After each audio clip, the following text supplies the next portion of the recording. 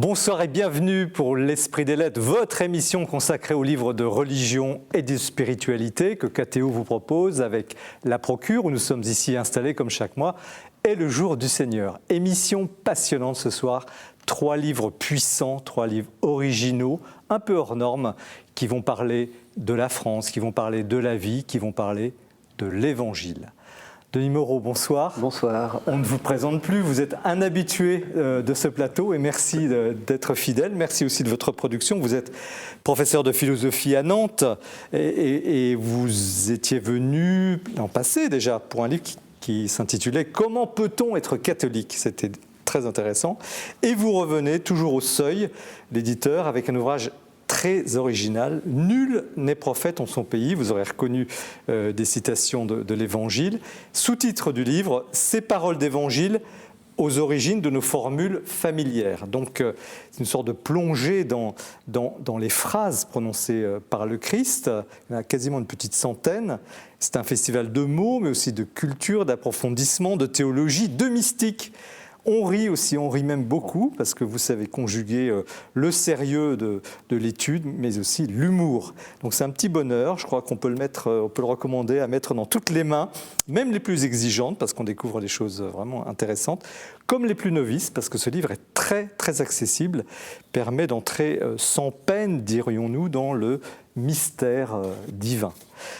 Jean-François Colossimo, bonsoir. Bonsoir. Je ne sais pas comment vous présenter, vous êtes éditeur, donc vous dirigez les éditions du Cerf, vous êtes écrivain, donc déjà beaucoup d'essais à votre actif, vous êtes professeur, vous enseignez à l'Institut Saint-Serge, la théologie orthodoxe notamment, donc vous êtes un chrétien orthodoxe revendiqué, assumé dans ce monde de pays de laïcité. Pourquoi ne pas l'être?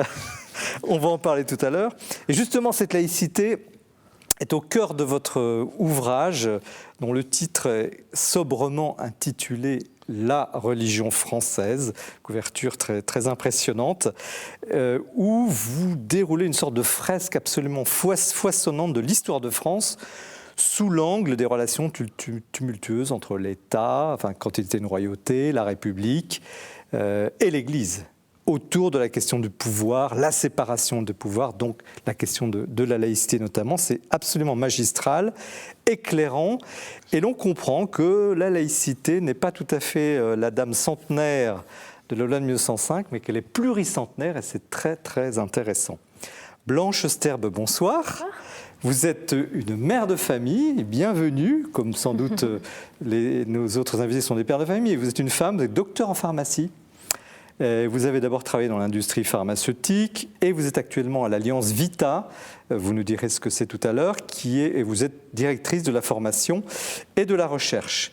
Alors vous aviez déjà écrit un livre, Bébé sur mesure, le monde des meilleurs, pas le meilleur des mondes, mais le monde des meilleurs, et vous publiez aux éditions de l'Emmanuel, Éclat de vie, avec une très jolie couverture, vous êtes en photo, où vous racontez de façon absolument bouleversante votre vie de maman.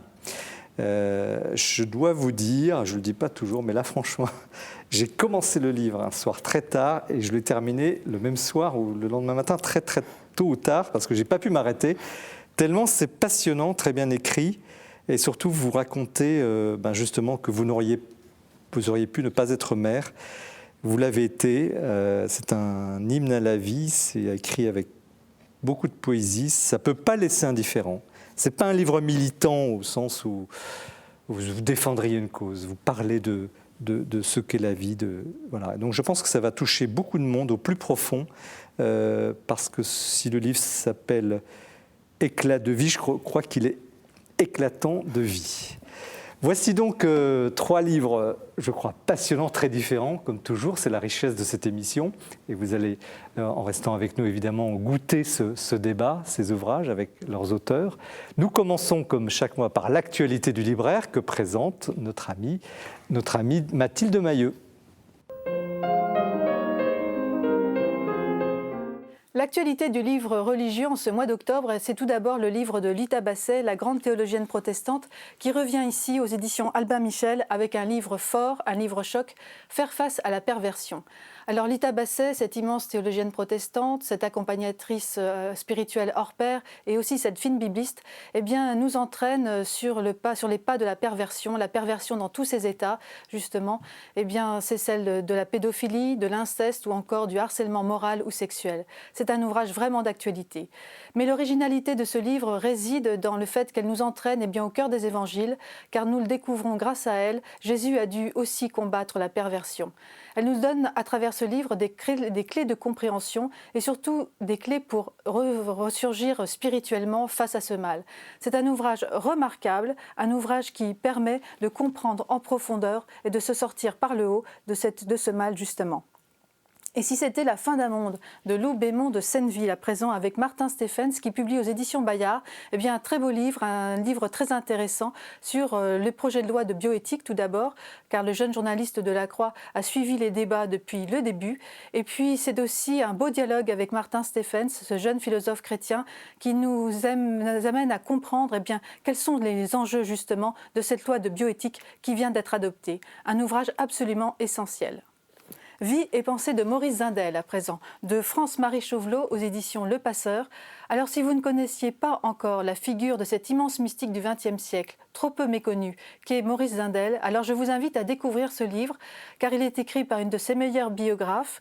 C'est une personne qui nous permet de rencontrer Maurice Zindel dans son intimité et dans sa pensée, une pensée absolument magnifique, un grand spirituel donc qui se fait jour grâce à France-Marie Chauvelot à travers ce livre. Marc, l'histoire d'un choc, de David Marc d'Amonville aux éditions du Cerf. Alors le père d'Amonville est le père abbé de l'abbaye d'Ancalcat. C'est un fin bibliste et ici il a en fait choisi de retraduire l'évangile de Marc pour rendre compte, dit-il, de son caractère précipité. L'évangile de Marc est le plus court de tous les évangiles et il a été écrit quasiment dans l'urgence. Alors vous allez découvrir eh bien, une nouvelle saveur de cet évangile et puis aussi grâce à ce livre vous allez découvrir un très beau commentaire spirituel qui permet une lectio divina de l'évangile de Marc. Revivez de l'intérieur de Jean-Guilhem Zéry aux éditions du Cerf. Alors ce livre aussi est une très belle parution suite au très beau succès l'année dernière de Prenez soin de votre âme. Ici, en fait, il revient sur la sagesse des pères du désert qu'il avait bien décrite l'année dernière. Mais ici, c'est un ouvrage pratique, pédagogique, qui nous permet justement de comprendre à quel point la sagesse des pères du désert peut nous aider au quotidien pour croître spirituellement. D'un amour brûlant, du père Michel-Marie Zanotti-Sorkin aux éditions Artege. Alors si vous aviez un jour rêvé de recevoir une lettre du Christ, je vous invite à lire ce livre, car ici le Christ s'adresse à nous, il parle de son message et il nous parle de nous-mêmes. Et puis enfin, pour terminer, Thérèse et François d'Élisabeth de Baudouin aux éditions Salvator, une très belle enquête qui nous permet de comprendre la très grande proximité spirituelle qu'entretient le pape François avec Thérèse de Lisieux, la petite Thérèse. Merci Mathilde pour ce panorama toujours très riche et nourri en début de chaque émission. Combien de livres intéressants. Denis Moreau, donc vous publiez au Seuil « Nul n'est prophète en son pays ». Sous-titre « Ces paroles d'évangile aux origines de nos formules familières ». On va entrer dans le détail, mais avant, je me suis demandé en vous lisant comment un philosophe, parce que vous êtes professeur en université, comment un philosophe comme vous tombe dans la Bible ?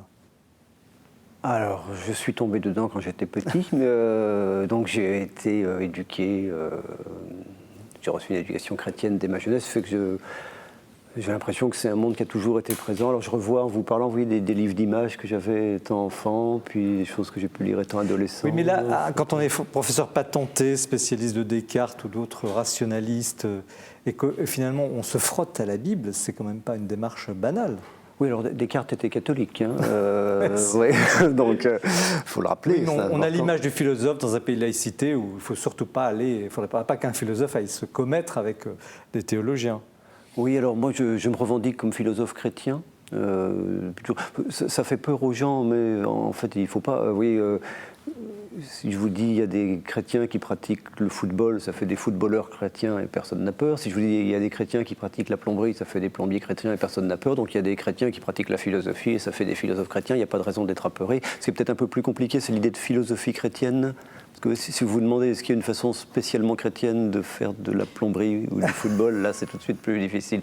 Mais philosophe chrétien, alors il se trouve que la Bible et en particulier les évangiles, c'est C'est un texte que je médite, je pense, de façon quotidienne depuis une trentaine d'années. C'est très court, donc je les ai déjà lus tous plusieurs fois. Il faut faire attention avec la Bible, hein. C'est un livre quand ça vous attrape, ça vous accroche. Et alors il y a deux choses qui m'ont attrapé un peu tardivement, aux alentours de la quarantaine. Il y a eu l'exclamation de saint Paul dans la première lettre aux Corinthiens « Malheur à moi si je n'annonce pas l'Évangile ». J'ai pas pris ça, j'essaie de pas vivre ma religion dans la peur, donc je prends pas ça comme une menace, me disant si tu n'annonces pas l'évangile, tu vas avoir des problèmes. Je prends plutôt ça comme l'idée que si je n'annonce pas l'évangile, j'aurais raté quelque chose de bien que j'aurais pu faire dans ma vie. Et puis le deuxième texte qui m'a travaillé, c'est la parabole des talents. Alors on retrouve l'évangile, donc avec cette idée qu'il faut faire fructifier le talent qu'on a reçu. Bon, j'ai reçu un petit talent intellectuel. Après, j'évolue dans un monde sans Dieu, hein, je travaille à l'université. Je dis ça sans aucunement me plaindre, je suis très heureux et très fier d'être enseignant dans une université de la République française, mais c'est un monde sans Dieu. Vous savez sans doute que les universitaires sont la catégorie socio-professionnelle où il y a le plus d'athées, donc je vis entouré d'athées, très gentils, hein, pas de problème, ils sont charmants avec moi, mais, et puis je vois devant mes étudiants, ce sont les premières générations massivement et totalement déchristianisé. Est-ce que c'est pour eux que vous l'avez écrit? Alors en partie, c'est en partie en pensant à mes étudiants. Je me suis dit, c'est pas du prosélytisme, c'est plus de l'ordre de ce qu'on ressent quand on a vu un beau film ou lu un bon livre. Il y a une envie de partager. Moi, j'ai ces textes extraordinaires qui se sont invités dans ma vie. Je vois qu'aujourd'hui les gens les ignorent, ça me fait de la peine, donc j'ai envie d'en parler. Alors voilà, avec mes moyens, c'est surtout pas un livre d'exégèse, hein, je suis pas un savant. On découvre beaucoup de choses, hein. Il y a beaucoup d'exemples. Je pense que un exégète qui lira ça sera très insatisfait, c'est pas fait pour eux en tout cas. C'est un livre, disons, qui voudrait essayer de maintenir dans la bonne humeur, vous l'avez mentionné en introduction, c'est important pour moi, culturellement vive une certaine tradition que je trouve magnifique, qui moi me fait vivre. Et c'est quand même une forme d'évangélisation, parce que vous y allez quand même. J'annonce l'évangile, oui, donc on peut appeler ça de l'évangélisation. Justement à des gens qui n'ont rien reçu. C'est une des forces de ce livre, je trouve. Oui, alors après, si vous voulez, ça fait une vingtaine d'années que je cherche des prises au sens que le mot a en escalade pour annoncer ma foi. J'ai le problème, j'ai l'impression que le problème, quand j'étais jeune, il y avait des bouffeurs de curés, comme on disait, mais les gens qui bouffaient du curé, ils connaissaient un peu les curés, ils savaient de quoi ils parlaient. Aujourd'hui, on se heurte à une espèce de mur d'indifférence qui est bien pire, du point de vue de l'annonce de la foi, parce qu'il n'y a plus rien à discuter. Et donc, ça fait des années que je cherche des prises. Alors j'ai essayé en écrivant sur le mariage, j'ai essayé en écrivant sur le salut. Et là, c'était un jour à l'université, je déjeunais avec des collègues, et puis dans le cours de la conversation, il y en a un qui a dit « il faut rendre à César ce qui revient à César », et un autre qui a dit « ne semons pas la zizanie », et un troisième, je ne sais plus ce que c'était, une troisième expression qui venait des évangiles. Et en sortant, en rigolant, je leur ai dit « mais quand même, les copains, pour des bouffeurs de curés, vous citez beaucoup les évangiles », et il y en avait un qui était conscient de le faire, mais d'autres pas. Et je me suis dit « là, ta prise, tu l'as ».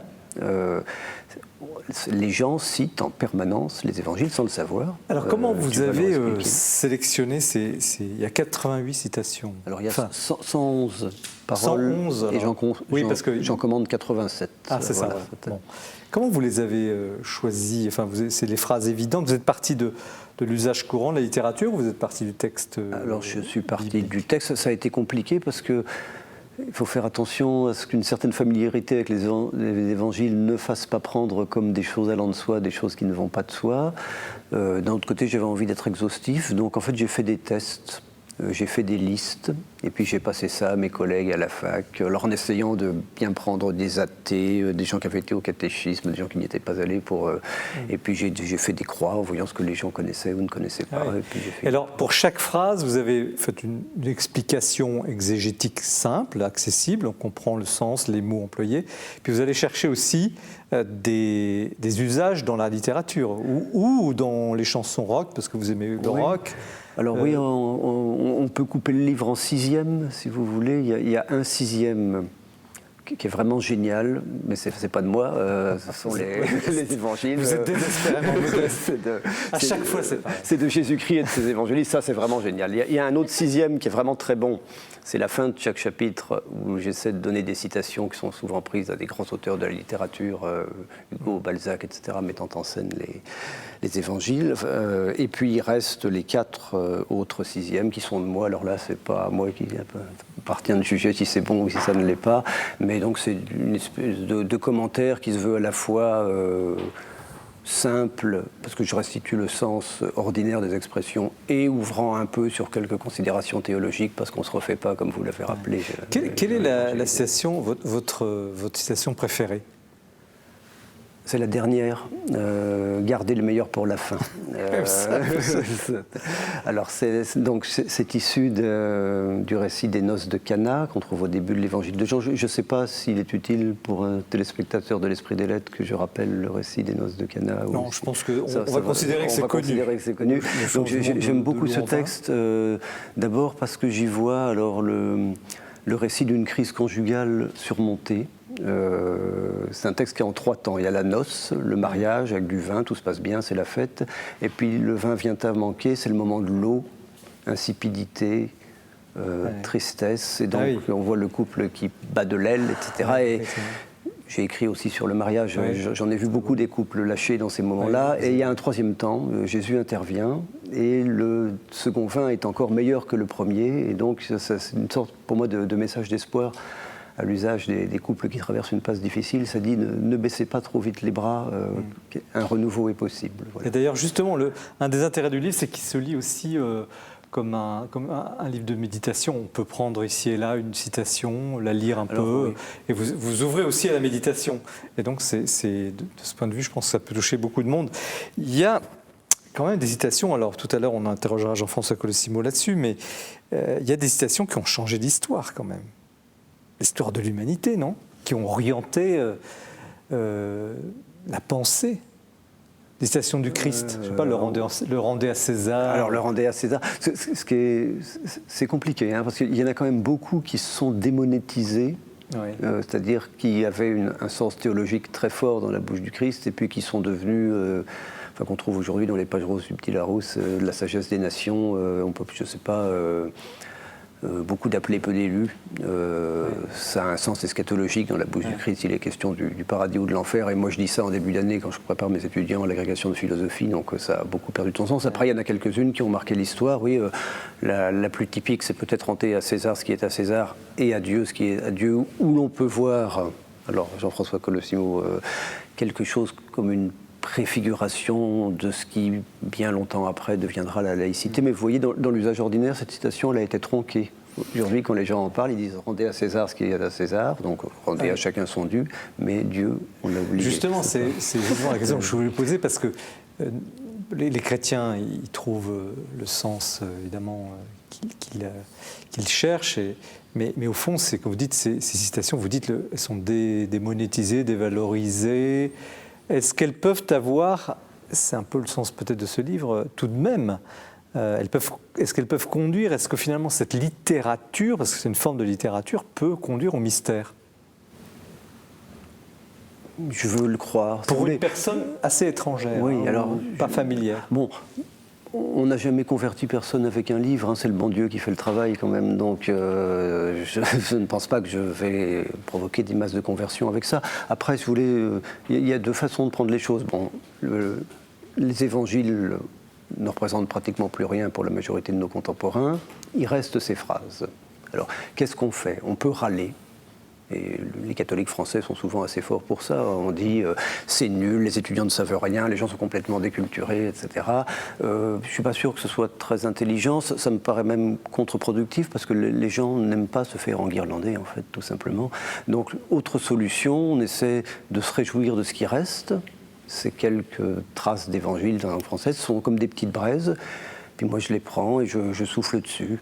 Voilà, puis je vais voir ce qui se passe. Je ne saurai sans doute pas ce qui se passera, mais je pense que ça peut reconduire. Alors, au mystère, je ne peux pas répondre à cette question. Ça peut reconduire, me semble-t-il, à une certaine forme d'intérêt pour les évangiles. Et si déjà ça produit ça, ça sera formidable. Et alors, l'homme de lettres que vous êtes, est-il impressionné par, au fond, la capacité du Christ?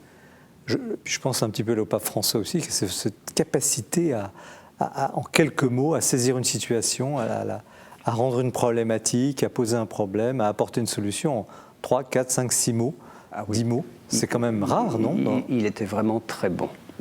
Il était vraiment très bon pour forger des formules choc, des historiettes ou des paraboles qui ont traversé l'humanité. Et je pensais à ça, je ne vais pas donner de nom parce que je vais dire un peu de mal. Il y a beaucoup de livres où le narrateur fait parler Jésus.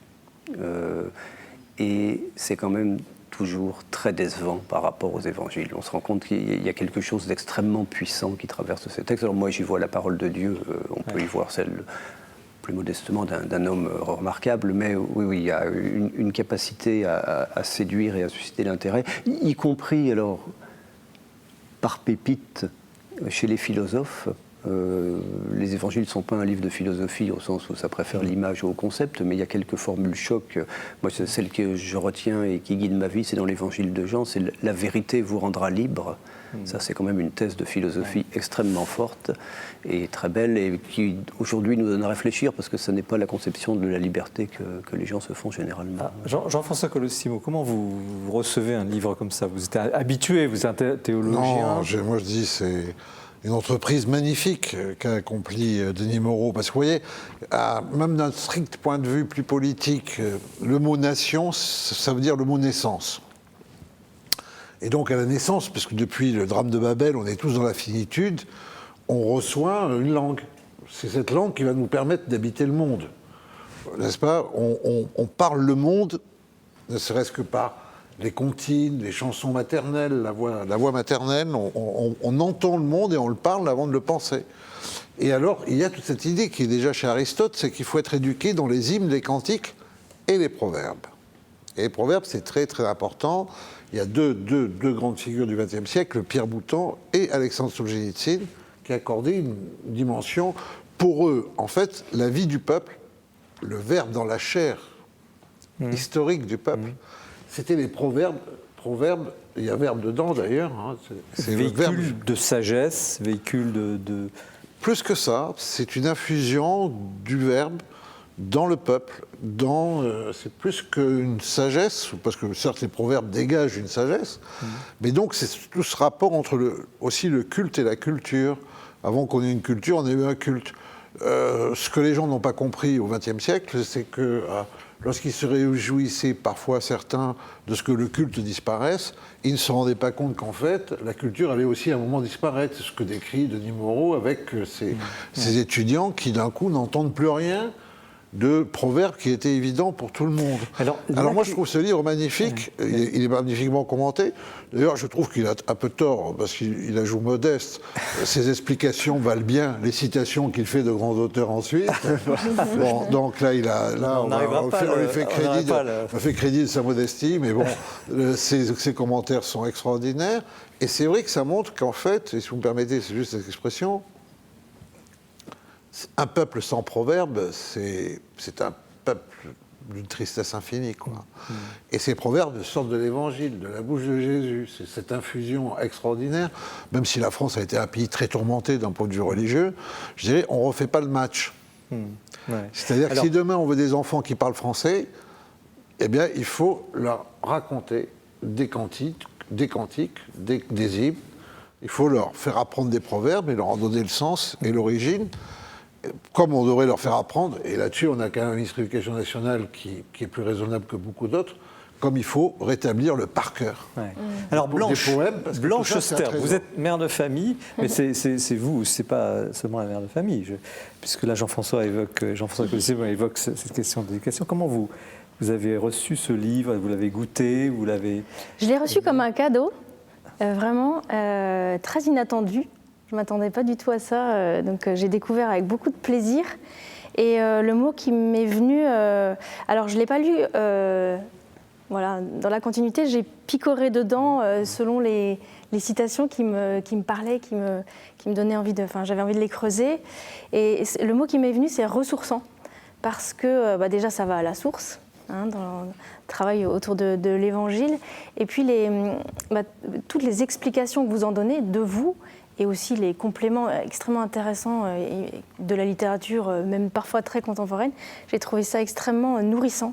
Et moi, j'ai appris beaucoup de choses.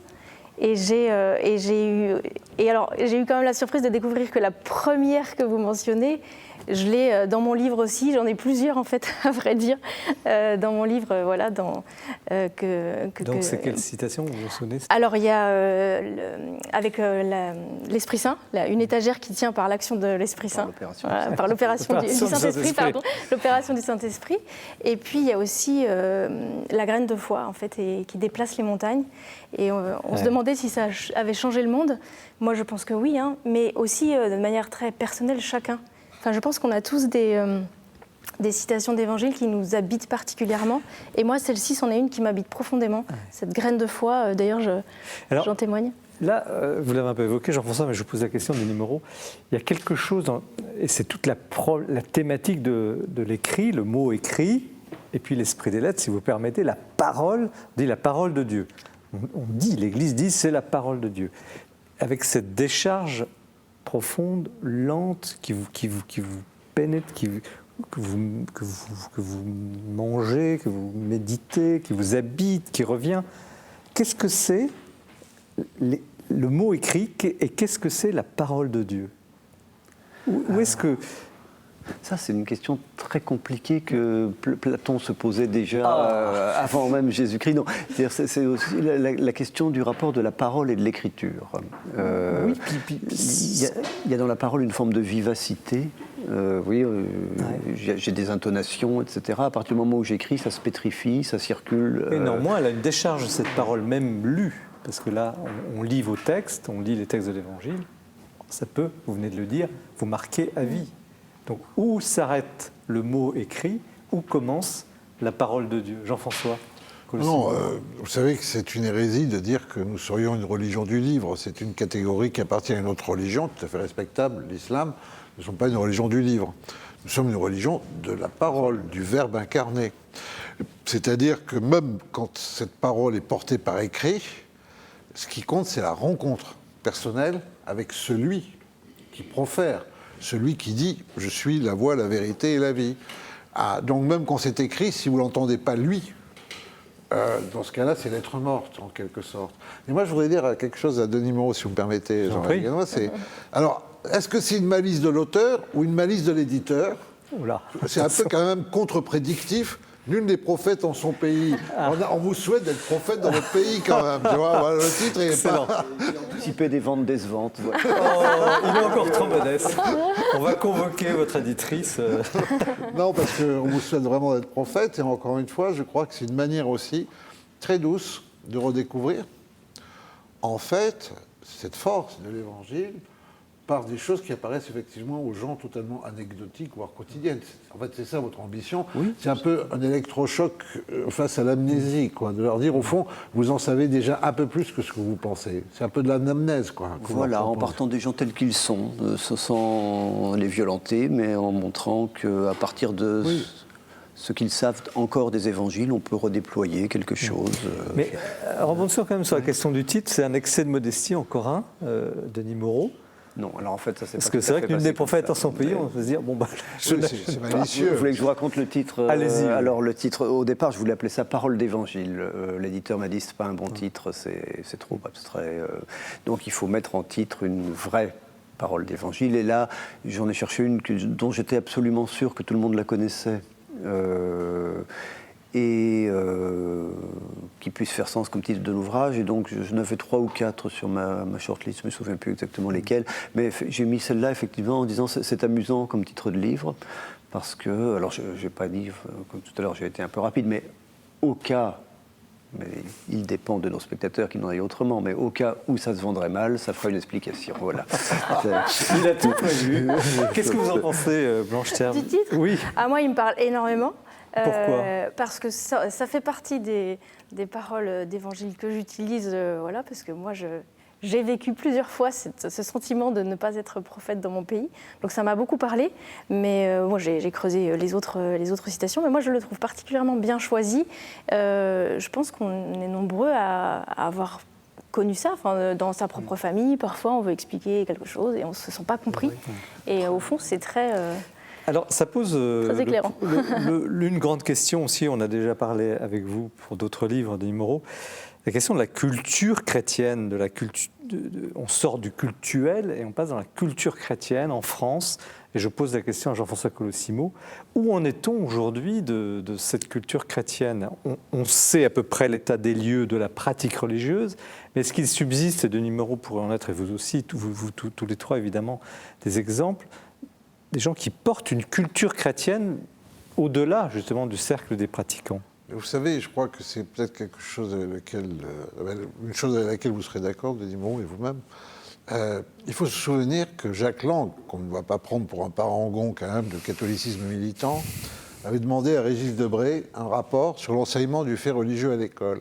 Et ça venait d'une simple constatation, c'est que nous avons des musées magnifiques. Mais à peu près jusqu'au XVIIe, XVIIIe siècle, la peinture, c'est la peinture religieuse, Ancien et Nouveau Testament, et un peu de peinture mythologique. L'effondrement de la culture est tel que les enfants ne savent pas lire des choses qui, naguère, non pas jadis, naguère, auraient été tout à fait claires, encore une fois, même pour des bouffeurs de curés. La scène, l'Annonciation, etc. Vous voyez, ici, on est reçu à la Procure, cette magnifique librairie. Nous sommes entre on se met juste à peine quelques mètres plus loin, on va être au milieu, Saint-Michel, Saint-Sulpice, Saint-Germain, Saint-Placide. Vous voyez, tout parle en France. La France a été modelée par ça. Ça ne veut pas dire que la France soit réductible au catholicisme. Bien sûr que non, mais en revanche, elle est incompréhensible sans le catholicisme. Et donc, quand on a un tel effondrement de la culture religieuse, en fait, on a un effondrement de la culture tout court. Voilà. Merci. Merci Denis Moreau. Nul n'est prophète en son pays. Ces paroles d'évangile aux origines de nos formules familières, aux éditions du Seuil. Encore une fois, un ouvrage, vous l'avez un petit peu deviné, à la fois profond, qui apporte beaucoup sur le plan culturel, mais aussi très accessible à un public éloigné des choses de la foi. Avant d'aborder la deuxième partie de cette émission, restez bien avec nous. Vous avez fait connaissance de Jean-François Colossimo, donc La religion française aux éditions du Cerf. Nous retrouvons Bertrand Deschamps pour le coup de cœur. Il y a à la Procure plusieurs étagères consacrées aux livres sur le Concile Vatican II, mais sur le Concile Vatican I, à peine un livre ou deux. Eh bien, cette erreur est réparée avec un livre formidable qui paraît ces jours-ci, que l'on doit au jésuite américain, le père John O'Malley, qui s'appelle le Concile Vatican I, le pape est-il infaillible ? En quelque sorte, avec ce livre, le père O'Malley clôt une trilogie commencée avec un livre remarquable, l'événement Vatican II, qu'il avait poursuivi avec un livre sur le Concile de Trente. C'est vrai que nous sommes tous les enfants de Vatican II, mais que nous savons peu de choses sur Vatican I. Alors, rappel très rapide, c'est un concile qui fut extrêmement court, qui s'ouvrit le 8 décembre 1869 et s'acheva par les aléas de l'histoire et de la guerre de manière brutale quand les troupes du roi d'Italie entrent dans Rome et que c'en est fini des États de l'Église. Ce concile a un artisan, c'est le pape Pie IX que l'on voit en couverture. Pie IX, c'est un pape à la fois le dernier pape d'une autre époque, le pape du syllabus, un pape réactionnaire, et puis le premier pape des temps modernes, puisqu'il est le premier, la couverture le montre, à être photographié. Ce qui est merveilleux dans le livre de John O'Malley, c'est que cela se lit comme un roman. On suit les débats du concile de jour en jour. Il faut rappeler que ce concile est le premier qui rassemble autant d'évêques. Ils viennent du monde entier. Parfois, ils ont des péripéties de voyage. Ils viennent en bateau, en train. Ils finissent parfois à pied. Et puis, c'est une grande cérémonie nationale qui ouvre ce concile. L'impératrice Élisabeth d'Autriche y assiste. Deux choses sont très importantes, c'est que ce concile a des répercussions dans toute l'Europe, en particulier en France, avec cette fameuse querelle entre les partisans d'une église française forte, le gallicanisme, et puis ceux qu'on appelle les ultramontains, qui veulent une souveraineté et une obéissance totale à Rome, leur chantre étant l'intellectuel Louis Veuillot. L'autre grande affaire de ce concile, c'est la constitution ecclésiastique qui va proclamer le dogme de l'infaillibilité pontificale. Cela va se voter massivement, mais après de grandes tractations et débats. Et finalement, ce dogme ne veut pas dire que le pape ne se trompe jamais lorsqu'il parle. Cela veut dire que lorsqu'il proclame un dogme ex cathedra, il engage toute l'Église et qu'il est infaillible. Ce dogme, finalement, ne sera utilisé qu'une seule fois au XXe siècle par Pie XII, lorsqu'il proclame le dogme de l'Assomption en 1950. Alors, à quand un prochain concile? Dans un siècle, dans plusieurs? Nul ne le sait, ce serait de l'histoire-fiction. Contentons-nous pour le moment de lire le livre du Père Aumalet, qui est un véritable régal. Merci Bertrand pour cette évocation de l'histoire des conciles, toujours riche et actuelle pour l'Église. Jean-François Colosimo, donc vous êtes auteur de La religion française aux éditions du Cerf. Un livre foisonnant, très très très nourri sur l'histoire de France et l'histoire de la laïcité. Mais avant d'en parler, un tout petit mot sur vous. Je pose un peu la même question que j'ai posée à Denis Moreau. Vous êtes à la fois un intellectuel, mais aussi un chrétien orthodoxe assumé. Oui, enfin, un chrétien, un orthodoxe, assumé, je ne vois pas comment je pourrais ne pas l'être.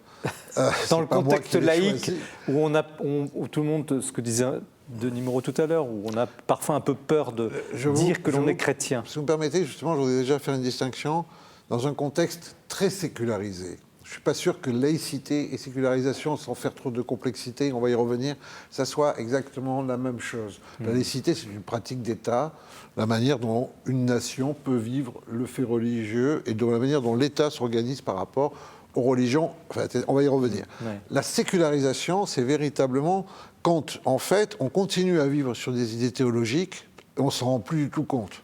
Ce que montre bien Denis Moreau du point de vue de la langue. Et on ne se rend plus compte, mais en fait on est imbibé, mais ça a perdu complètement sens. Alors oui, dans un monde sécularisé, oui, mais moi vous voulez une confession, c'est votre rôle, alors je vous la donne. Allez-y. Il y a quelque chose que je n'ai jamais compris dans ma vie, mais véritablement, et je ne fais pas ça par esprit de superbe, ce sont les gens qui disent « Ah, il faut passer par l'épreuve du doute pour avoir la foi, parce que le doute fortifie la foi ». Je ne sais pas, je n'ai jamais vécu ça. Je ne crois pas que ce soit nécessaire. Alors, merci pour cette confidence. Vous écrivez ce livre, La religion française. Déjà, le titre, là, pour le coup, est très intriguant. Qu'est-ce que vous voulez dire par la religion française? C'est pas la religion chrétienne, c'est pas la religion orthodoxe. C'est quoi la religion française? Il y a une bande, en quelques mots. 1000 ans de laïcité en dessous. C'est l'idée que c'est pas la religion française, d'abord, c'est pas la religion de la France. Moi, je ne suis pas Meuse en dormeuse, Paris où il fait bon la nuit, enfin, etc. C'est pas non plus qu'il y aurait une religion française. C'est la manière dont la France a vécu le rapport du religieux et du politique, du spirituel et du temporel. Et je crois qu'il y a eu une expérience unique en France. Et c'est cette manière dont ça s'est dessiné, et ça ne date pas de 1905, pas plus que la France date de 1789. Ça s'origine dès UKP avec cette aventure des Capétiens. Quelle année ? 1987, donc 1000 ans, hein, voilà, qui vont faire la France. Pourquoi ? Et très rapidement, et sans être cuistre, à cette époque-là, il y a deux puissances en Europe, le pape et l'empereur. D'ailleurs, on sait que ça va mal se passer entre eux. C'est un héritage de l'Empire romain, c'est un héritage de l'Empire carolingien. Vous savez, l'empereur, un jour, il va aller à Canossa. Ça ne sort pas de l'Évangile, mais aller à Canossa, c'est aussi un de ces proverbes qui nous est resté. Et donc, le pape et l'empereur, il faut se soumettre d'eux. La monarchie française va décider d'être insoumise en se fondant sur un autre rapport, l'image du royaume biblique d'Israël, qui est insoumis aux grands empires de son époque et qui est aussi, en fait, soumis qu'à Dieu, en quelque sorte. Et vous voyez, dans les vitraux des cathédrales, la lignée des Capétiens descend de qui ? Du roi David. C'est véritablement une théologie politique. Et alors, qu'est-ce que va faire la France ? Ben, c'est très simple. L'empereur va se battre avec le pape va se battre un peu avec l'empereur. Plus tard, quand il y aura la réforme, les chefs d'État vont devenir des chefs d'Église. C'est tout ce qui va se passer au nord de l'Europe. Mais en France, non, pas du tout. On va dire, il y a un ordre spirituel, on va dire au pape, alors il n'y a que vous. D'ailleurs, on ne pourrait pas le faire à votre place. Mais il y a aussi un ordre temporel. Et nous, on est un peu des gardiens de l'espace temporel. Alors le spirituel, ça a quand même des conséquences. Donc quelqu'un peut examiner non pas vos principes spirituels, mais les conséquences dans le temporel. Donc il y a une culture profonde de la séparation de l'ordre temporel et Qui spirituel commence tôt, je dirais. en France. Oui, Caractéristique de la France. mais parce que les rois de France font une ruse. L'empereur se confronte au pape. Les rois de France, ils vont faire autre chose. Ils vont dire, Sainteté, vous êtes la référence suprême dans le spirituel, mais nous, on va adopter vos attributs dans le temporel. C'est ce qu'on appelle la pontificalisation, c'est un terme barbare, puisque le pontife suprême, alors le roi de France va adopter, mais dans sa petite finitude, il ne se prend pas pour Dieu, il ne se prend pas pour le pape, mais il va faire quoi? Le pape est la référence suprême, autoréférent. Il n'y a personne, sinon il y a Dieu. Ça s'appelle la souveraineté en politique. Le pape, il a un droit canon qui est à lui et qu'il érige. Et ce droit canon, son principe, c'est que c'est un droit qui n'est pas fait pour réglementer d'une manière un peu pharisienne, c'est une expression que vous utilisez, c'est un droit qui est fait pour le salut collectif. En France, il va y avoir un droit administratif tout à fait particulier. Il copie les attributs pour la France. Il y a un clergé, mais en France, on va fonder un clergé, ça va être toute la fonction publique, c'est-à-dire, et c'est pour ça qu'on va appeler ça des clercs. Alors en France, vous avez un truc qui est fou dans le langage, sous Philippe le Bel, il y a des frères laïcs, qui dans les monastères servent les moines qui sont lettrés. Alors eux, ce ne sont pas des clercs, ce sont des laïcs. Et puis vous avez des types qui, eux, servent l'État, mais qui sont très lettrés, on les appelait des clercs. Vous voyez, c'est cette superposition. Et on va avoir des ministres du culte et des ministres du gouvernement. Parfois, d'ailleurs, ça va être les mêmes avec Richelieu. Mais ce parallélisme que vous décrivez, finalement, il ne va pas sans tension quand même. Ça n'a pas arrêté de se batailler entre Paris et Rome. Vous savez, il y a, je crois, je ne veux pas dire de bêtises, je parle sous l'autorité de l'université, mais je crois qu'il y a quelque chose comme une petite quarantaine de Capétiens. Il y en a les 2 tiers qui ont été excommuniés par Rome, et pas du tout pour des raisons morales. Mais avançons, Jean-François Colossimo, avançons dans l'histoire, à pas de géant, arrivons, mettons, au XVIIIe siècle, avant la Révolution, puis 1905. Enfin, ça n'a jamais été tout seul, cette construction parallèle. Mais on a toujours essayé de faire différemment, de ne pas confondre. Un grand moment, ce sont les guerres de religion. Les guerres de religion, elles sont européennes. À l'issue des guerres de religion, vous allez avoir un nord qui sera protestant, dont on aura viré les catholiques. Et vous allez avoir un sud qui va être catholique, dont on aura plus ou moins viré aussi les protestants. La France, ça va être le seul pays qui va dire on peut essayer de faire vivre catholiques et protestants ensemble. Ça va être compliqué, l'édit de Nantes, la révocation, il va y avoir des moments terribles. Je ne dis pas du tout que ça soit une histoire magnifique, mais en attendant, ce qu'il y a de sûr, c'est qu'on est le seul pays qui dit il y a des chrétiens de confessions différentes qui peuvent vivre. Pourquoi ? Parce qu'ils vivent sous le même pouvoir temporel. C'est l'œuvre des politiques, Jean Baudin, Michel de l'Hospital, qui cherchent une issue à ces guerres de religion. D'autant plus que les princes changent volontiers. Un jour ils sont catholiques, un jour ils sont protestants. Enfin, tout n'est pas si fixe que ça. Et ils disent comment on fait pour s'en sortir ? Il faut supposer une certaine transcendance de l'État. Non pas que l'État serait divinisé, mais l'État dépasse les confessions. On peut faire vivre des gens de confessions différentes dans le même espace, pour autant que ces gens comprennent bien que la religion rentre dans l'espace public de manière dépolitisée, désarmée, si vous me permettez ce néologisme, démilitantisée. Mais donc cette laïcité dont on fait grand cas en ce moment, qui anime beaucoup de débats, elle est profondément, elle est connaturelle, si on ne va pas l'essentialiser, mais elle appartient aux entrailles de l'identité de la France. La France est impensable sans elle, mais regardez, vous avez des invariances. Mais pourquoi excusez-moi, on l'a réduite au dernier siècle. Pourquoi on a oublié ? Parce qu'en fait, que le mot apparaît en 1880. Vous rappelez l'histoire. Mais bon, là, pourquoi on a oublié cette histoire ? On est quand même à l'esprit des lettres. Laos, c'est un terme théologique. Ça s'oppose au cléros, les clercs et les laïcs, n'est-ce pas ? C'est encore une origine théologique. Les ministères, qui sont des ministères de service au sein de l'Église, ce sont les clercs ordonnés qui ont charge du dépôt de la foi, de la transmission, etc., et qui s'adressent au peuple. Toute l'aventure française, c'est un grand exorcisme en fait de la guerre civile pour essayer d'établir une communion. Et pourquoi, Jean-François, a-t-on oublié 9 siècles d'histoire ? Mais c'est très simple, parce qu'en fait, on est arrivé au règlement. Si vous voulez, rapidement, il faut voir ça de manière unitaire. il y a des mémoires blessées, des mémoires gravement blessées parce qu'il y a eu des répressions de tout ce qui pouvait sembler être une sédition religieuse, une faction religieuse, une division de la nation. Mais il faut lire ces choses de manière un peu synoptique, ça ne veut pas dire que tout soit égal. L'intérêt du livre Mais aussi. les dragonnades, Ouais. terribles dragonnades des Cévennes et les colonnes infernales de Vendée. Donc les dragonnades contre les protestants. Hein, Ah, les déclenchées dragonnades par Louis contre les XIV. protestants des Cévennes sous Louis XIV et Et à les Vendée. colonnes infernales sous la Terreur. Bon, il y a quelque chose à voir. Il y a des phénomènes qui ont aussi quelque chose à voir qui sont plus intéressants. La Compagnie du Saint-Sacrement sous Louis XIV fait la surveillance de la piété. Et le pendant sous la Troisième République, c'est le Grand Orient de France. Vous voyez, alors ça va scandaliser les uns et les autres. ce que Vous je allez avoir raconte. des ennuis là. Ouais, mais bon, c'est la vérité. Et en fait, 1880, là au moment où le mot laïcité apparaît, parce que jusque-là, laïque, c'est un adjectif. Il n'y a pas de concept. C'est un concept vide, la laïcité, ça n'existe pas. Je vais vous expliquer pourquoi dans une seconde. Mais ce qui se passe, c'est que là, en 1880, vous avez la guerre des deux clergés. Le clergé sacré et le clergé profane. Et ça se règle à l'avantage du clergé profane parce que l'État doit être neutre. Et très rapidement ensuite, d'ailleurs, après des violences aussi, parce que les expulsions des congrégations, il faut aussi les mettre avec les dragons. Alors, ce n'est pas la même intensité de massacre, etc., mais ce sont des violences à chaque fois. L'émancipation des Juifs, c'est une violence symbolique. On sort des gens qui sont dans un monde totalement traditionnel, qui est réglé par leurs lois religieuses, et on leur dit d'un coup, allez, vous allez exister comme des citoyens, comme n'importe quel autre citoyen. Tu vois, Après c'est plusieurs fort. siècles de persécution.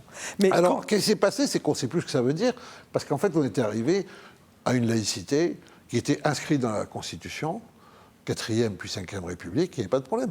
Mais le paysage religieux a totalement changé en France. Mais comment se fait-il que l'idée de laïcité, qui est finalement contenue dans le « rendez à César ce qui est à César », donc finalement dans l'ADN chrétien et donc catholique et donc romain, ait suscité autant de réserves de la part de l'Église maintenant, de Rome, je vous pose la question de ce point de vue-là, et comment se fait-il que l'Église ait mis presque 10 siècles à accepter qu'en France, qu'elle reconnaisse au fond la laïcité française? Parce qu'on a oublié deux choses d'abord. D'abord, c'est que les catholiques en France ne sont devenus ultramontains, c'est-à-dire tournés vers Rome et se sentant véritablement liés à Rome, qu'après la Révolution. Et que la Révolution a eu sa charge d'atrocité, mais jusque-là, les catholiques français étaient plutôt, entre gros guillemets, gallicans. C'est-à-dire, oui. C'est-à-dire, en fait, se sentant français avant, et conciliaires. Le roi de France faisait des assemblées, vous savez.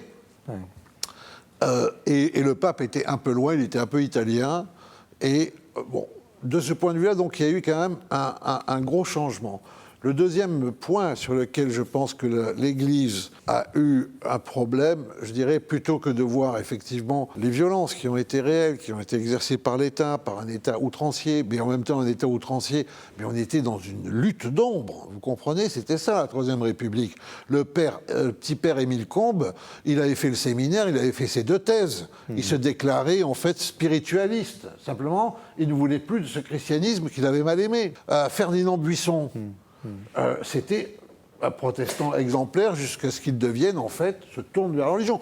Mais lisez les textes de Ferdinand Buisson, le père de la laïcité, il veut qu'on enseigne la prière à l'école. Mais aujourd'hui... Non, mais tu vois, donc, on ne se rend pas compte de ça. C'était une bataille.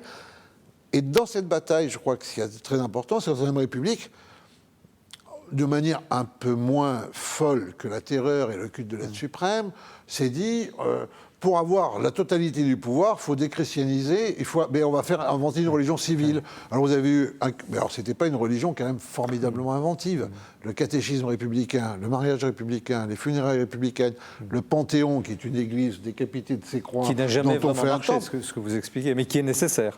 Et vous avez le jour où l'Église canonise Jeanne d'Arc, tardivement, en 1924, après la Première Guerre mondiale, le même jour, la République fait rapatrier le cœur embaumé de Gambetta au Panthéon. Ça s'appelle une relique.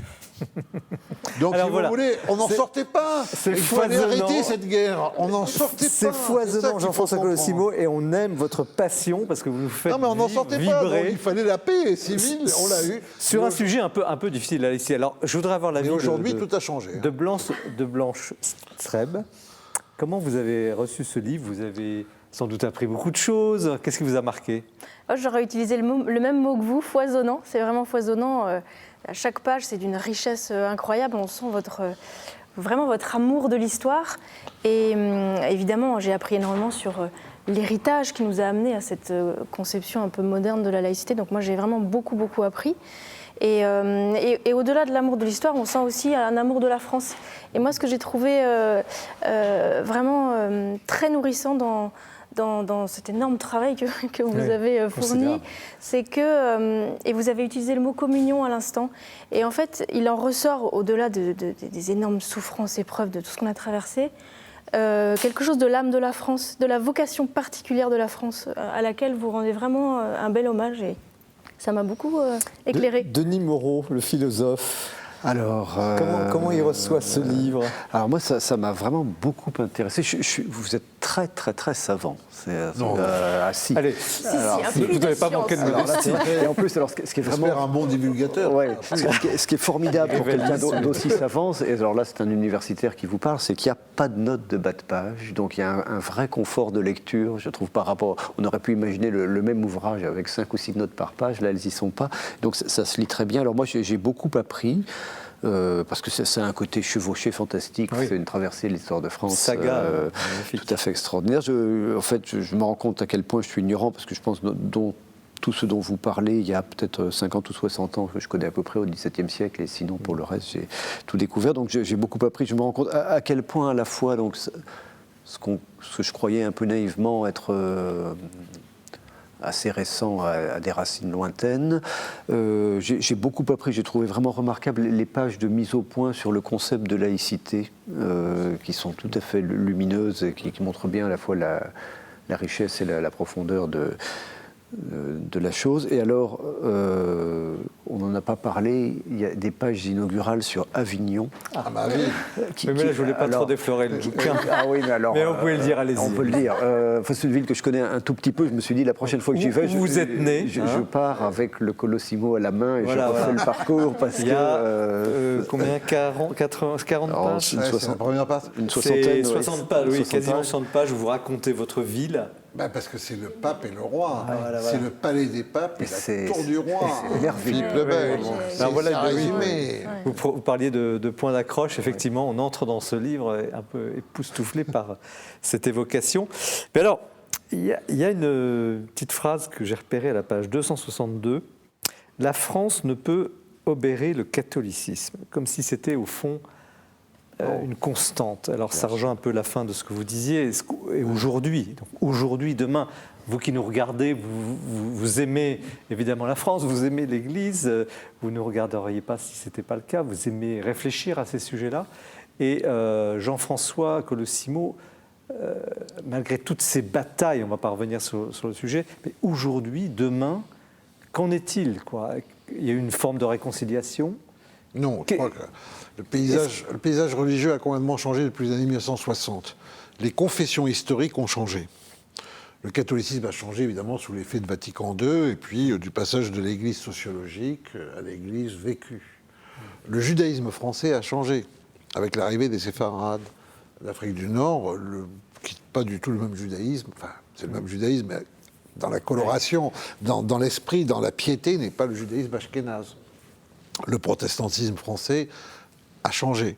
Le monde catholique a changé aussi avec l'arrivée du mouvement charismatique, qui posant la question d'une foi vécue avec le Saint-Esprit, au même moment d'ailleurs où débarquaient des néo-christianismes américains qui ont bouleversé le protestantisme français, pentecôtistes et autres, vous voyez.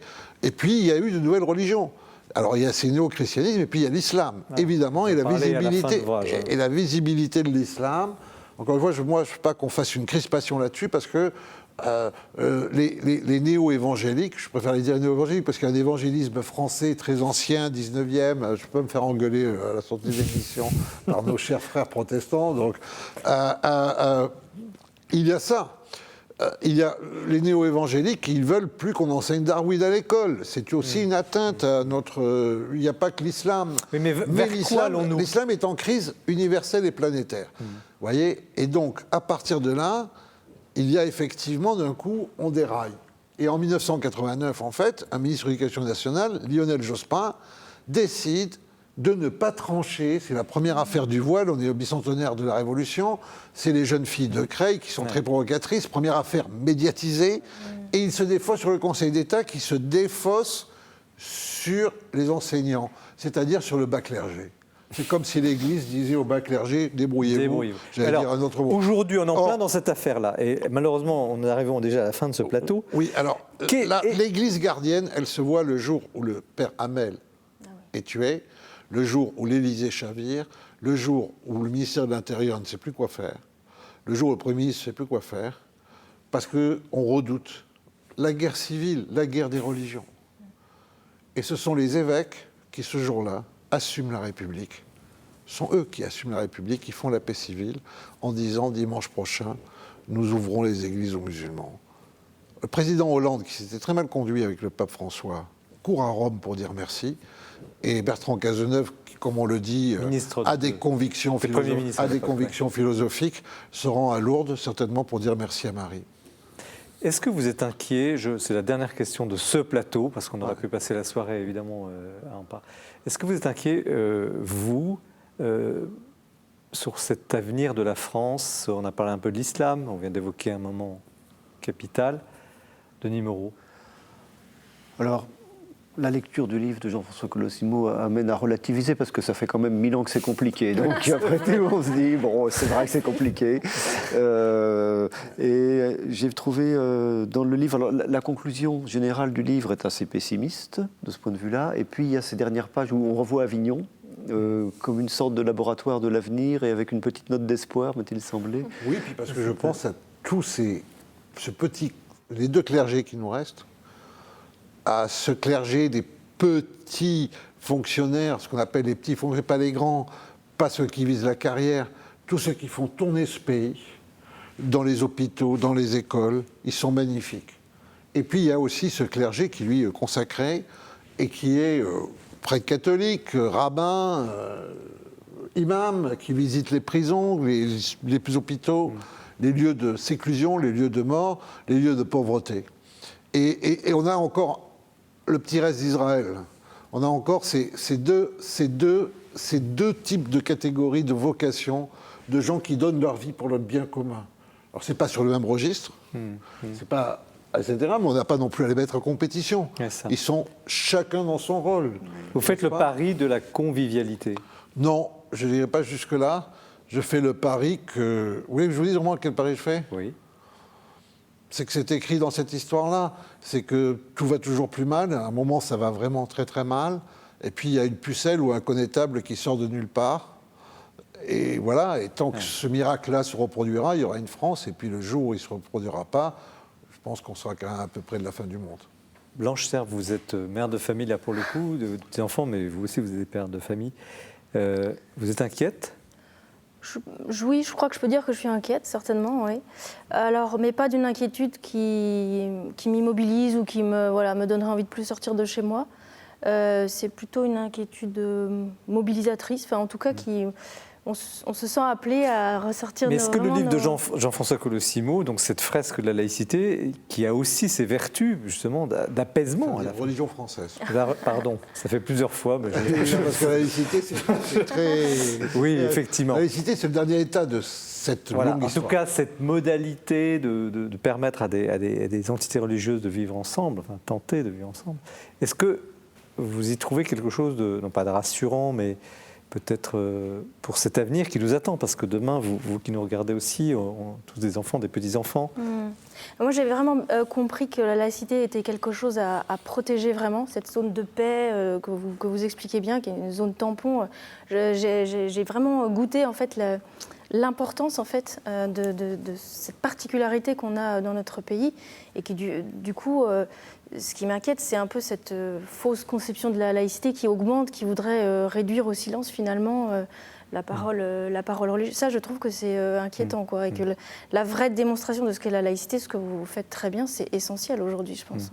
Pour autant, et c'est la toute dernière question du plateau, vous critiquez l'État actuel en disant il verse dans le communautarisme et il n'est pas assez État, justement, pas assez neutre, pas assez puissant pour imposer C'est ça, la Oui, pointe? et je dirais même, parce qu'on parle de l'islam, disons un mot rapidement, il y a une manière quasiment néocoloniale de traiter les musulmans de France. Je parle de ceux qui croient à la révélation coranique, pas à ceux à qui on colle le vocable de musulmans parce qu'ils viennent de pays musulmans, mais ceux qui croient. Il y a une façon quasiment néocoloniale de se traiter comme un indigénat.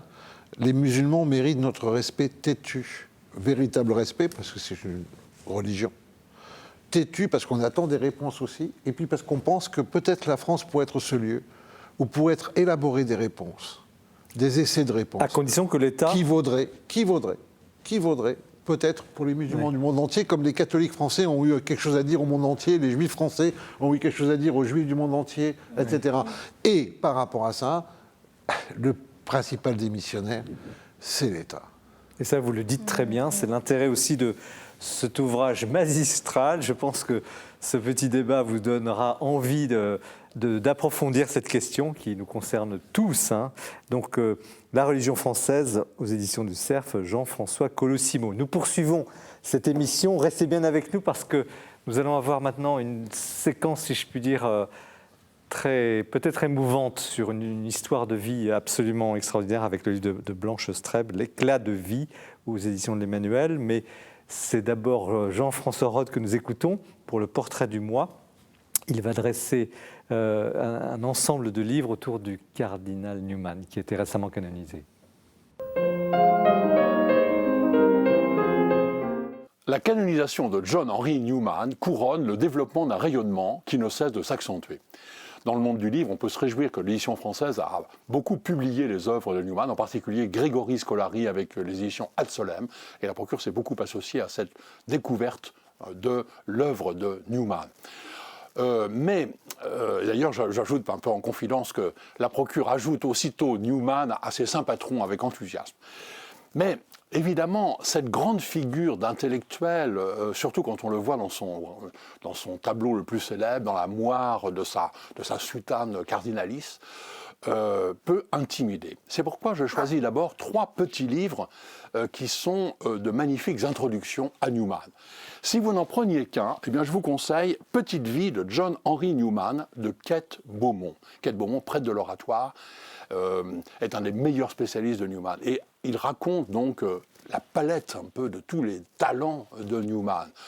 Prêtre, prédicateur, théologien, donc prêtre anglican, travaillant à la réforme de l'anglicanisme avec le mouvement d'Oxford, se convertissant au catholicisme, devenu, etc., cardinal. Vous connaissez toute l'histoire de Newman.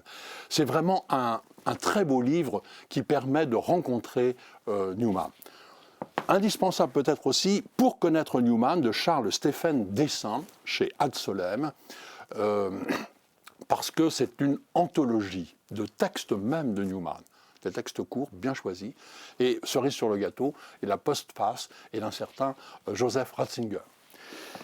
Et puis, un petit livre de Paul, John Henry Newman, 12 sermons sur le Christ, en livre de vie. Bon, c'était un prédicateur extrêmement connu à son époque. L'ensemble de ces sermons, c'est 20 volumes, 18 en anglicanisme, 2 en catholicisme, mais on peut goûter directement au sermon de Newman avec ce petit livre, 12 sermons sur le Christ. Vous verrez, c'est formidable. Dans les études consacrées à Newman, j'en sélectionne 2. Celle du cardinal Jean Honoré, John Henry Newman, Le combat de la vérité. Donc Jean Honoré étudie Newman surtout comme théologien, en mettant cela en rapport avec le développement un peu de sa vie, et en particulier de sa vie spirituelle. Et puis, Newman, La sainteté de l'intelligence, le titre est magnifiquement choisi. C'est un recueil d'articles de communio fait par Jean-Robert Armogat, qui permet de travailler chacun des aspects de la pensée de Newman. Enfin, je termine par Apologia Pro Vita Sua, son autobiographie, qui est une des œuvres majeures de Newman. En 1864, Newman s'est converti depuis 20 ans, les anglicans sont un peu dépités, les catholiques ne savent pas trop quoi faire avec lui, et il passe peut-être par une certaine solitude, en tout cas sociale. Et si bien qu'à ce moment-là, un polémiste, dont je tairai le nom, attaque la sincérité de sa conversion au catholicisme. Il pensait enterrer un moribond, il réveille un lion. Et à ce moment-là, Newman raconte le développement de son histoire et pourquoi, justement, non pas en méprisant l'anglicanisme, mais en l'approfondissant, en réfléchissant sur le développement du dogme et la succession apostolique. C'est pour cela qu'il s'est converti au catholicisme. Une grande œuvre magnifique. Voilà. Donc Newman mérite d'être rencontré et heureusement pour nous, nous avons plein de livres pour le faire. Merci Jean-François pour ce portrait du cardinal Newman. Nous continuons cette émission, restez bien avec nous, vous ne serez pas déçus, avec Blanche Trèbe, Éclat de vie aux éditions de l'Emmanuel, un témoignage absolument bouleversant, je vous le disais au début de cette émission. Un petit mot sur vous, Blanche Trèbe. Qui êtes-vous ? Qui suis-je? Vous l'avez dit, je suis maman, je raconte ces aventures dans ce témoignage. Sinon, je suis pharmacien, moi, j'ai travaillé dans l'industrie pendant 12 ans. Et à l'issue de ces événements importants qui m'ont transformée en profondeur, je me suis réorientée vers une nouvelle carrière. La Providence a magnifiquement œuvré dans ma vie. Et aujourd'hui, je travaille dans le domaine de la bioéthique au sein de Alliance Vita. C'est quoi Alliance Vita? On a eu votre délégué général il y a longtemps, oui. rappelez, s'il vous plaît. Oui, sur le temps de l'homme, je crois, son livre. Alliance Vita, c'est une association qui a 25 ans, qui est née au moment des premières lois de bioéthique. Donc c'est vraiment notre ADN. Et aujourd'hui, on a plusieurs pôles de mission. On a une mission d'écoute extrêmement importante. On a des services d'écoute qui accompagnent des femmes en difficulté autour de l'infertilité, de l'avortement, de l'accueil du handicap et autour de la fin de vie aussi, SOS fin de vie. Ces deux services d'écoute sont un peu le pouls du monde qui bat dans nos cœurs au quotidien. Alors, vous on n'est pas tous êtes écoutants. militant aussi, vous. On est militant, mais on n'est pas tous écoutants. Je ne suis pas écoutante, mais on est baigné par cet environnement. Puis on a une action de formation, alors auprès du grand public et aussi auprès des politiques et parfois, quand il le faut, aussi des actions un peu plus militantes. Et moi, alors en tant que pharmacien au sein de l'association, j'apporte un peu mon éclairage scientifique sur des enjeux majeurs d'aujourd'hui, autour particulièrement de tout ce qui va concerner l'ADN, la procréation artificielle. Oui, récemment, toutes les lois bioéthiques, on va en parler. Mais pourquoi avez-vous mis par écrit une histoire aussi personnelle, vraiment bouleversante de ce qui vous est arrivé? Pourquoi, puis on va en parler. Il y a 10 ans. D'abord, pourquoi l'écrire? En fait, je me laisse beaucoup envoyer en mission dans ma vie. J'ai le sentiment qu'on est un peu tous des transmetteurs les uns pour les autres. Donc on m'a demandé ce témoignage, les éditions me l'ont demandé il y a un bon moment déjà, mais je m'étais engagée sur un autre essai, donc je ne l'ai pas fait tout de suite. Par contre, je l'ai attendu, je l'ai porté ce livre dans mon cœur, je l'ai beaucoup médité sans me lancer du tout dans l'écriture. Et j'ai exhumé des pages, j'avais beaucoup écrit dans des petits carnets, des feuilles, des textes, enfin, j'avais beaucoup écrit pendant... Donc j'ai ressorti un peu tout ça et puis je me suis lancée dans... Avant de raconter en quelques mots, parce qu'il ne faut pas non plus déflorer le livre, je pense qu'il faut le découvrir en le lisant, je trouve remarquablement écrit. Vous êtes docteur en pharmacie, vous êtes sans doute un peu littéraire quelque part, parce que c'est vraiment... Enfin, vous tenez en haleine le lecteur, ça se lit très très bien. Alors j'ai toujours beaucoup lu et beaucoup aimé écrire. Je suis allée dans la filière scientifique parce que voilà, à l'époque, quand on est un peu meilleur, on va à Est, tout ça, voilà. Et ensuite, j'ai choisi les études de pharmacie parce que c'est des études longues. J'avais la chance de pouvoir faire des études longues et puis surtout, je savais que c'était des études qui ouvraient énormément de portes en fait. Moi, j'ai jamais voulu faire l'officine, je suis jamais allée en officine, mais par l'industrie, je savais que je pourrais vraiment ouvrir beaucoup de champs. Vous êtes littéraire. Je pense que si je refaisais ma vie, ce que je ne referais pas évidemment, mais il est probable que je m'orienterais peut-être vers la philosophie. Alors, que pouvez-vous nous dire de ce que vous racontez? Que s'est-il passé? Alors, j'ai vraiment voulu partager. Alors, avant de me lancer, je me suis vraiment posé la question, à quoi bon raconter sa vie?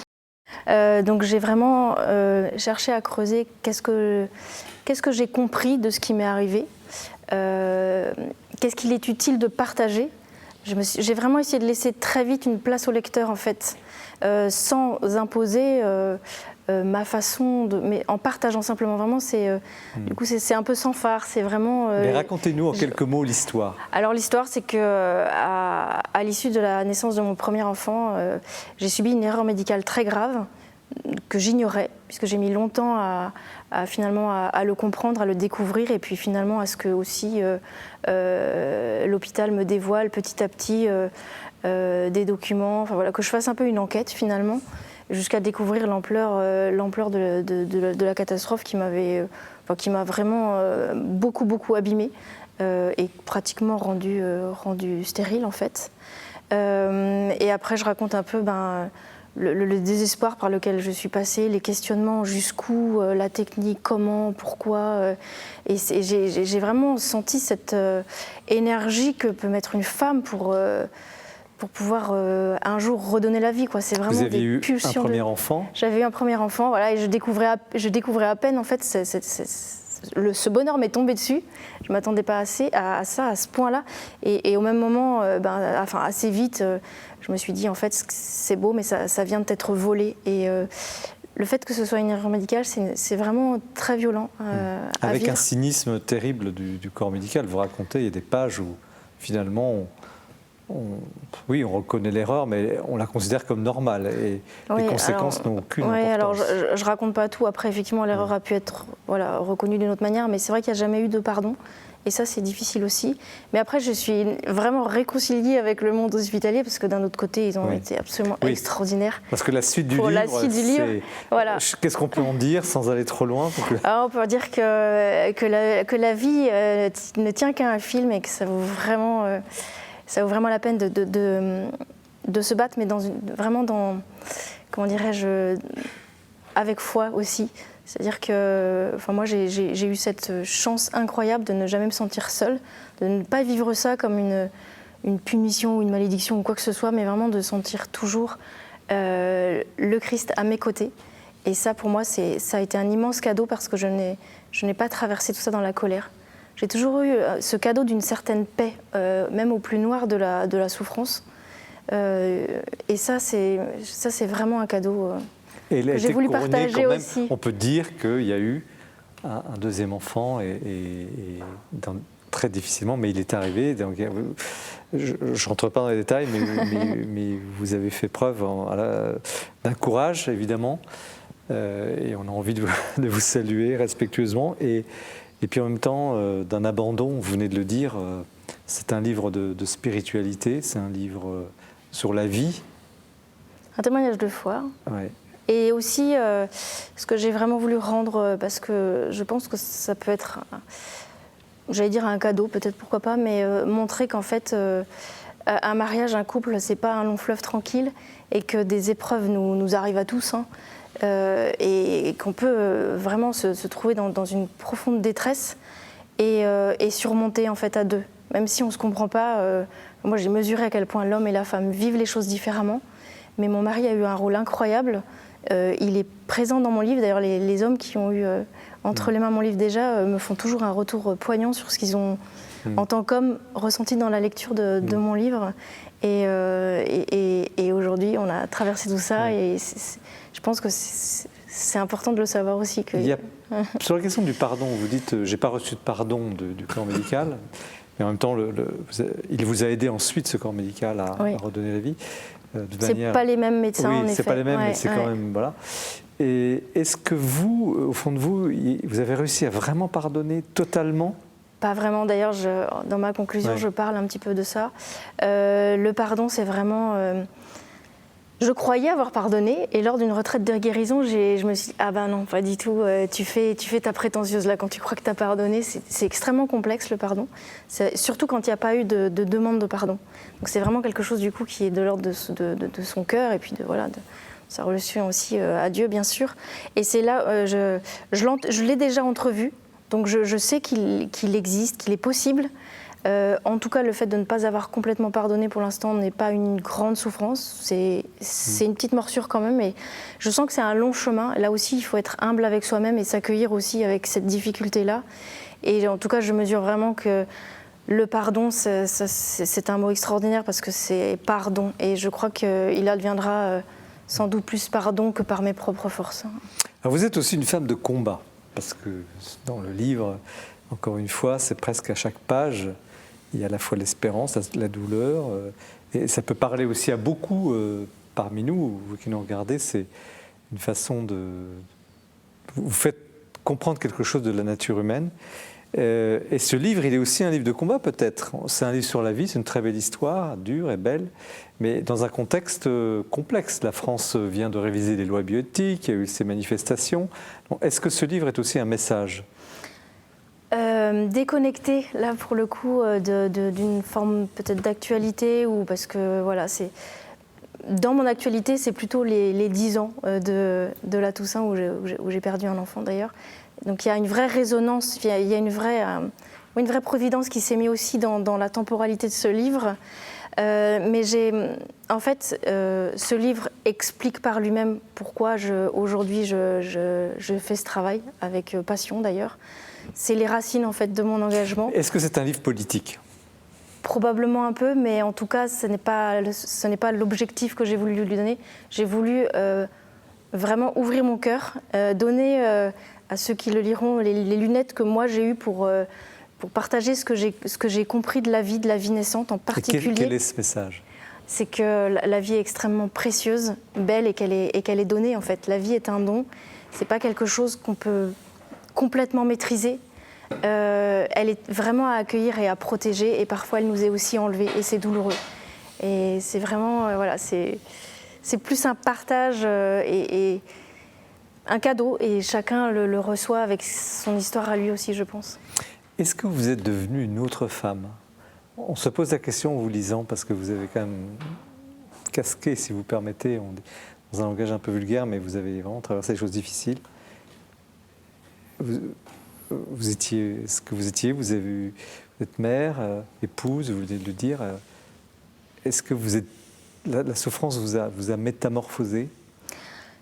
Je suis restée la même femme, mais oui, il y a beaucoup de choses qui ont, je pense, été transformées dans la durée. C'est pas forcément au plus dur de l'épreuve, bien sûr, on réfléchit pas, on est dans les larmes, on est dans la survie, vraiment dans la survie.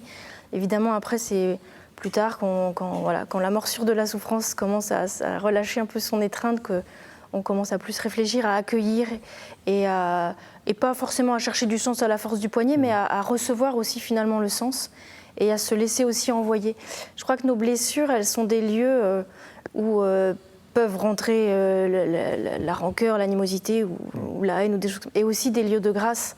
Tout dépend comment on se relie aussi à l'essentiel, mais oui, je pense que l'épreuve transforme profondément. Qu'auriez-vous à dire à personnes qui nous regardent, touchées directement ou par leurs proches à des situations de souffrance, de type médical ou autre ? Qu'est-ce que vous auriez à leur dire ? Je crois que deux choses. D'abord, quand on est dans une très grande souffrance, il faut avoir un phare devant soi et se dire un jour tout pourrait aller mieux. Vraiment, c'est ce que moi je me disais. Je me disais un jour peut-être que j'irai mieux, donc crois que voilà, traverse, pleure. Je me suis aussi dit pleure ce que tu as à pleurer. Un bon coup, n'essaye pas de faire la forte ou de te dire ça va, non. En fait, ça va pas, pleure et puis voilà, un jour ça ira peut-être mieux. Et puis aussi, voilà, sur cette émission, on peut le dire, vraiment de jamais lâcher la prière, parce qu'on reçoit énormément. D'abord une certaine paix aussi.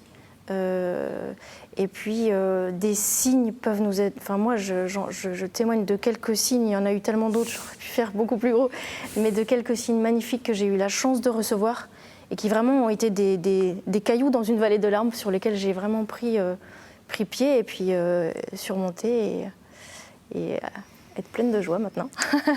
Merci beaucoup. Messieurs, qui prend la parole ? Le messieurs est important. Blanche est la seule femme sur un plateau d'hommes. Et non, c'est quelque chose moi, que j'ai ressenti en lisant son livre. C'est un livre, enfin, vous l'avez dit, bouleversant. Après, il y a toute une part de l'expérience qu'elle décrit qui est une expérience irréductiblement féminine. C'est-à-dire qu'être enceinte, moi je ne sais pas ce que c'est. Alors elle en parle donc. Je pense que du point de vue d'un homme, ça participe aussi de la beauté de ce livre, que la description de quelque chose de mystérieux et d'étranger. On comprend mieux d'ailleurs ce que peut être la maternité. Mais c'est vrai que, alors vous l'avez dit tout à l'heure, moi j'y suis rentré contemplant les mystères de la maternité, enfin les mystères joyeux et douloureux, hein, les deux. Moi, j'y suis rentré par la figure de votre époux, en fait, qui a l'air d'être un monsieur vraiment très bien, hein, Arnaud. J'ai trouvé on le salue. Il y avait des pages très belles sur la façon de traverser les épreuves en couple. J'ai noté, vous faites l'allégorie du catamaran. Ça n'est pas dévoilé le mystère du livre que de dire vous avez fait un voyage de noces en catamaran, c'est ça, hein. Un catamaran, c'est l'allégorie du couple, deux pauvres âmes arrimées l'une à l'autre, filant dans la même direction, tantôt immobilisées dans les mers d'huile, tantôt poussées par le souffle de l'esprit. Quand l'un plonge, l'autre s'élève. Ça m'a beaucoup touché comme phrase, parce que j'ai l'impression que ça dit beaucoup de la vie de couple. Ce qui est vraiment désastreux, c'est quand les deux vont mal simultanément.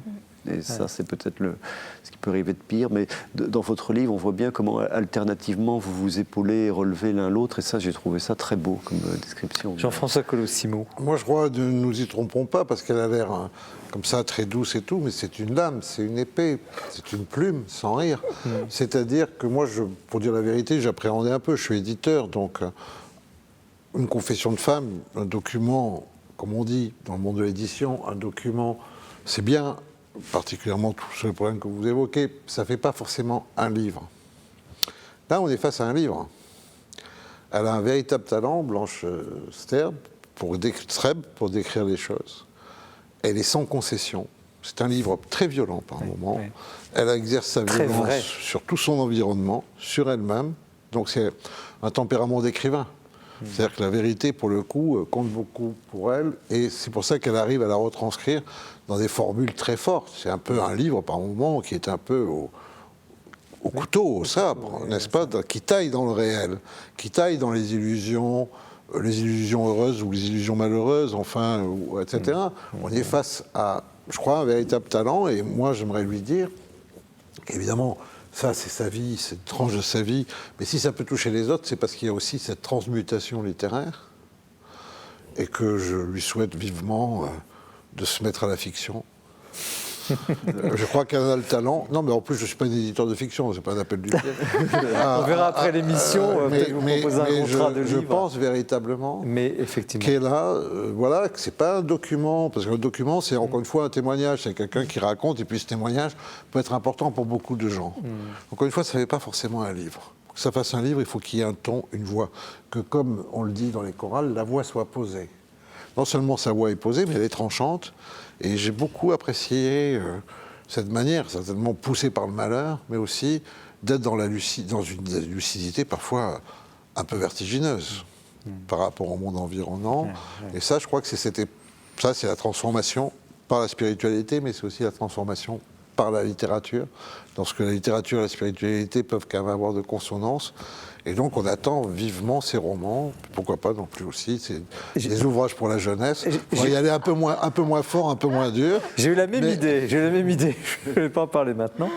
Alors, il y a quand même, puisque on est aussi dans un débat, cette question du droit à l'enfant, qui est omniprésente aujourd'hui dans notre société, et qui transparaît dans votre livre, parce que au fond, c'est la quête de l'enfant. Et comment vous réagissez à cette actualité récente? Alors, je pose la question aux trois. Y a-t-il un droit à l'enfant et jusqu'où? Peut-être vous, Blanche? Profondément, je crois que non. Bien sûr que non. Avec ce que j'ai vécu, j'ai vraiment compris qu'il y avait quelque chose de trop puissant dans le désir de vouloir maîtriser trop la vie et de vouloir vraiment aboutir à ce droit à l'enfant. Il y a quelque chose de pas ajusté, y compris après dans la manière dont on peut regarder l'enfant et regarder toute l'histoire avec l'enfant. Et d'avoir accueilli aussi un enfant dans des conditions extrêmement difficiles. J'ai vraiment compris qu'un enfant, on le donne à sa vie à lui. Donc c'est plus que de l'avoir pour soi, c'est vraiment de le donner à sa propre vie. Et quand on est dans cette pensée-là, le désir d'enfant qu'on peut avoir, qui peut être extrêmement fort, il mute d'une certaine manière en désir d'enfant pour soi, en désir d'enfant pour lui-même. Et dans ce chemin-là, qui est difficile, qu'on peut réussir à faire tout seul ou pas, mais moi que j'ai été amenée à faire de manière profonde dans ma chair, dans mon cœur et tout, ce chemin-là, en fait, c'est vraiment un chemin de paix aussi. Et je pense que les enfants que je n'ai pas eus, que j'aurais pu avoir d'autres manières, j'évoque par exemple cette question de la GPA qui m'a été proposée à un moment. Ces enfants que je n'ai pas eus, quelque part, je rends un immense hommage à la maternité, d'une certaine manière. Et c'est ma façon aussi d'avoir une autre fécondité qui témoigne en fait de la grandeur de la vie et de ce don qui est de donner la vie. Denis Moreau.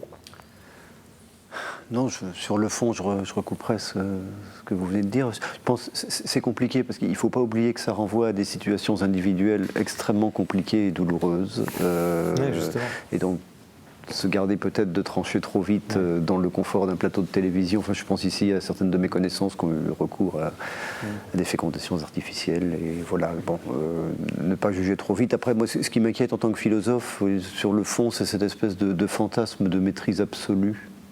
Aussi bien du début de la vie que de la fin.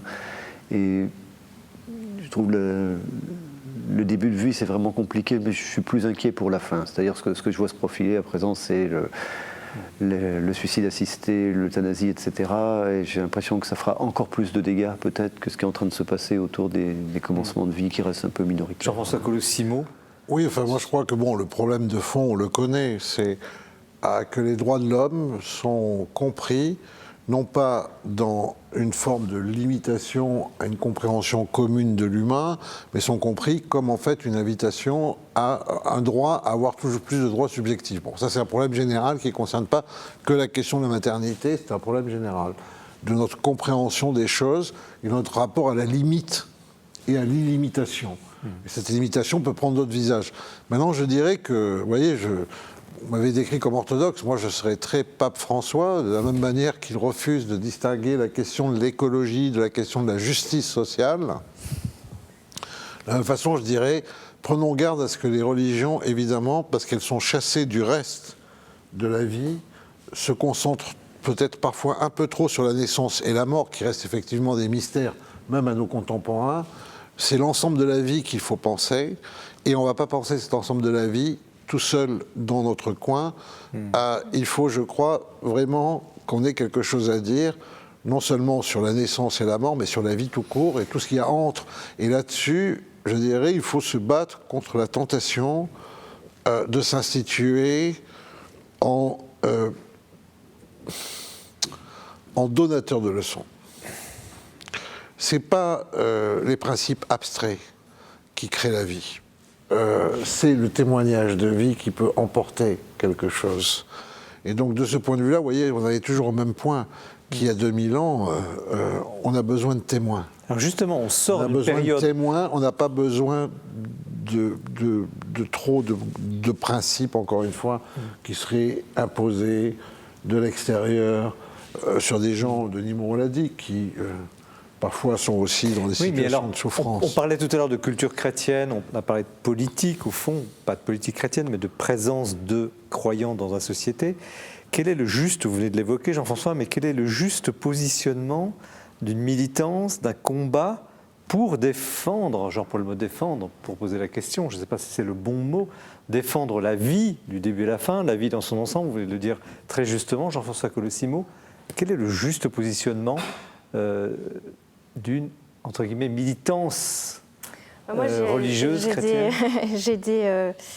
J'ai des images, enfin j'ai des, comment dirais-je, des convictions auxquelles j'essaye d'être attachée. Vous avez cité le pape François, il parle de toujours se garder d'une éthique sans bonté. Donc ça c'est quelque chose que j'essaye d'avoir toujours à cœur vraiment, de réfléchir comme ça. Et puis cette magnifique prière aussi de Jean-Paul II dans l'Évangile de la vie, de savoir annoncer avec fermeté et amour l'Évangile de la vie, la bonne nouvelle de la vie en fait. Et du coup moi, quand on dit que je suis une militante, je ne me reconnais pas en fait. Je me sens plus une témoin en fait. Je me sens appelée à dire des choses, à témoigner, quand il le faut, aller à l'Assemblée, voilà, à avoir peut-être l'air plus militante dans mon travail. Mais profondément, je me sens plus témoin vraiment d'une quête pour la vérité, pour le bien en fait. Un bien qui est au-delà aussi de nous, me semble être de l'ordre de la justice. Quelle aussi, est le bon tempo, la juste... Vous me permettrez de citer les évangiles. Je vous en prie. Vous êtes le sel de la terre. Vous êtes le sel de la terre. Le sel, c'est un exhausteur de goût. Ça apporte un petit supplément de saveur qu'on n'a pas sans lui. Donc, je pense que les chrétiens dans la cité sont comme le sel de la terre. Après, il faut aussi se souvenir que si on sale trop, ça ne devient pas bon. Donc garder une certaine mesure, une certaine pondération, toute évangélique, une certaine forme de douceur, à quoi invite aussi Jésus-Christ, tout en disant franchement ce qu'on a à dire. Jean-François Colossimo, ce sera le mot Oui, de la fin. je vais pas. Moi, j'essaie évoqué. de dire que dans notre histoire, on a des leçons à prendre. Il est évident qu'il y a eu une part prophétique du catholicisme français autour de la Cordaire et d'autres au XIXe siècle qui ont très bien compris qu'on ne pouvait pas rester avec une église figée dans un épiscopat qui trônait à côté du patron, du châtelain, etc., qu'il fallait aller vers ce peuple et le prendre comme il était. Ça a pris du temps, trop de temps pour venir. Il a fallu Léon XIII, il a fallu l'idée que, effectivement, République, Révolution, tout ça, que l'Église avait plus de ressources quand même que de rester totalement figée et qu'il fallait aller dans ces banlieues ouvrières désormais à la fin du XIXe siècle pour aller vivre la misère avec ceux qui étaient dans la misère. Bon, je crois que voilà, c'est une bonne leçon. Il y a eu un peu un retard à l'allumage là, il a coûté très cher et il a emporté beaucoup de gens aussi à se rallier par exemple au communisme qui n'était pas non plus sans intérêt, mais ça a été une bataille un tout petit peu. L'Église a beaucoup perdu au passage parce qu'elle n'a pas été assez prompte à se rendre compte que finalement c'est ça, les plus démunis sont son lot et qu'elle ne choisit pas les démunis. Alors merci à tous les trois. Vous avez été un peu le sel de cette émission qui a été très belle, très profonde. Merci à vous, Blanche Streb. Éclat de vie aux éditions de l'Emmanuel dans la collection Témoignages. Merci à vous, Jean-François Colossimo. La religion française aux éditions du Cerf. Et merci à vous, Denis Moreau.